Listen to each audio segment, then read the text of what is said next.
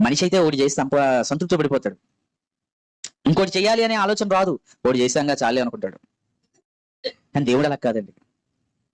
ఇచ్చే మనసు ఉన్న దేవుడు ఎప్పుడు కూడా అన్లిమిటెడ్ గా ఇస్తూనే ఉంటాడండి. దేవుడికండి ఒక మనసు ఉందండి.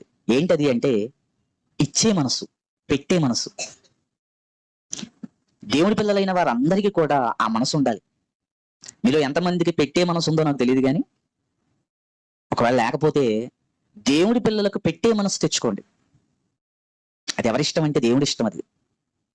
కనుక మీకు కూడా మీ తండ్రి చేస్తాడు. అలా చెయ్యాలనే ఒక ఉద్దేశాన్ని తన మనసులో ఉంది.